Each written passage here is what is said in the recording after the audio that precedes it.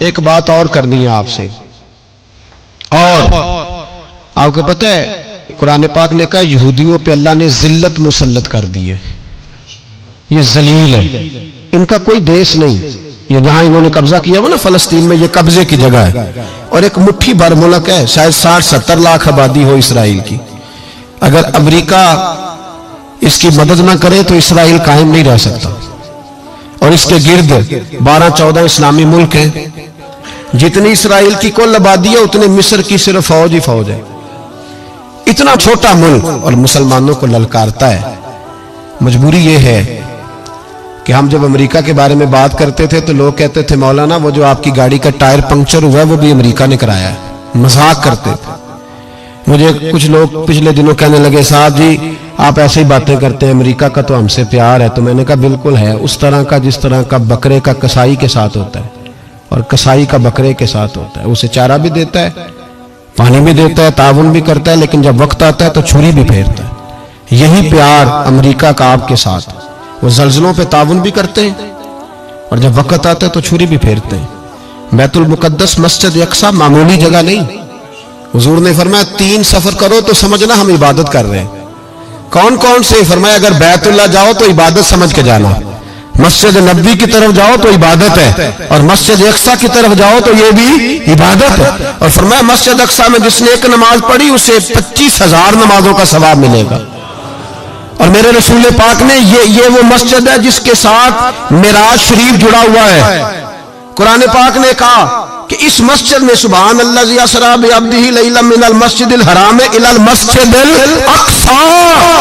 مسلمانوں قرآن کہتا ہے کہ تمہارے معراج کی شان رسول پاک کی مسجد اقصی سے جڑی ہے۔ جس محبوب کو رب معراج کرائے تو مسجد اقصی میں لا کے کرائے، وہ جگہ معمولی جگہ ہے، وہ معمولی جگہ ہے مسجد اقصی۔ نبی پاک نے وہاں نبیوں کی امامت کرائی، 17 مہینے اس مسجد کی طرف منہ کر کے تیرے اور میرے رسول نے نمازیں پڑھی۔ چھوٹی جگہ ہے اور پوری دنیا کا مسلمان اسے چاہیے شرم سے گڑ جائے۔ ایک امریکہ کا صدر بول کے کہتا ہے کہ اسرائیل کو اجازت ہے اسے دارالحکومت بنائے، اور مسلمان حکمران بیان دے رہے ہیں ظالموں لٹیروں تم اپنی سیاستیں چمکانے کے لیے پہلے ایک دوسرے کو گالیاں دیتے ہو، پھر اکٹھے بیٹھ جاتے ہو نمبرنگ کرنے کے لیے۔ تم دین کے اس مسئلے میں سارے اکٹھے کیوں نہیں بیٹھے؟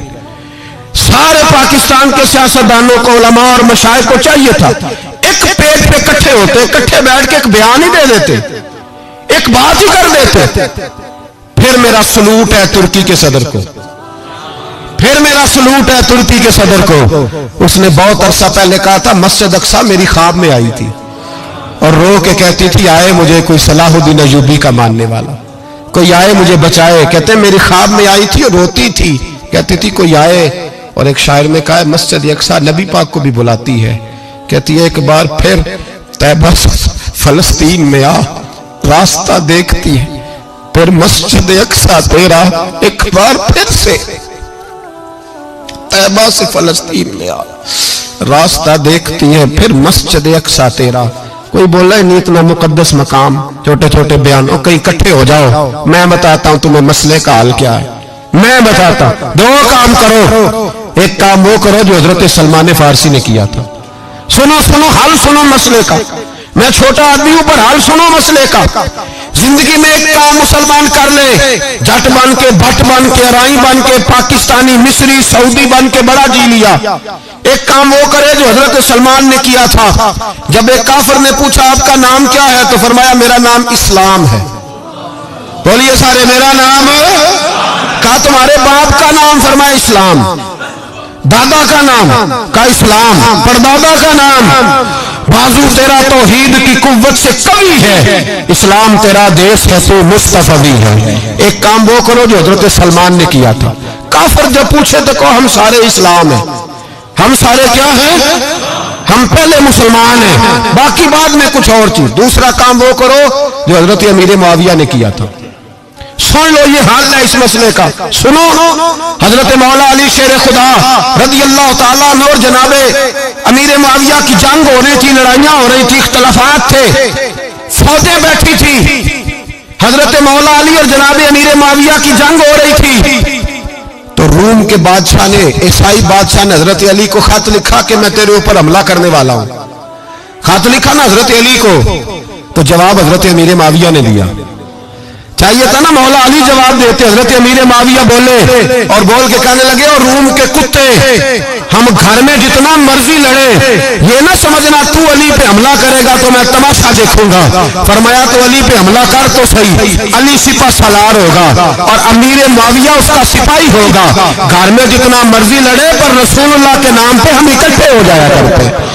یہ رسول اللہ کا دین ہے، اس پہ ہم اکٹھے ہیں، یکجان ہیں. فرمایا علی سپہ سالار ہوگا اور امیر معاویہ سپاہی ہوگا، اکٹھے نکلیں گے اور کفر کو بتائیں گے کہ اگر تم مسلمانوں کی طرف دیکھو گے پھر ہم یکجان ہیں، پھر ہم بولیے پھر ہم گنبد خضرا کے سائے تلے ایک ہیں، ایک ہیں، ایک تھے اور ایک رہیں گے. اس لیے یہ دو کام اگر مسلمان کرے، دو کام ٹھیک ہے، اختلاف ہو گئے، بڑا کچھ ہو گیا، لیکن ان سے کہیں کہ جب تم آؤ گے تو پھر ہمیں علیحدہ علیحدہ نہیں پاؤ گے، پھر ہمیں تم اکٹھے پاؤ گے، اکٹھے میدان میں نکلیں گے. اور کوئی اتنی لمبی چوڑی بات نہیں، میں کیا کروں، میرا تو آئیڈیل بنتا جا رہا ہے طیب اردگان.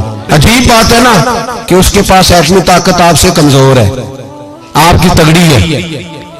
اس کے پاس جو فوجی طاقتیں ہیں وہ اپنی جگہ پر، آپ کی فوجی طاقتوں کا لوہا مانتی ہے دنیا. لیکن پھر مجھے کہنے دو نا، میدان میں بندہ ایٹمی طاقت سے نہیں لڑتا، ایمان کی قوت سے لڑتا ہے.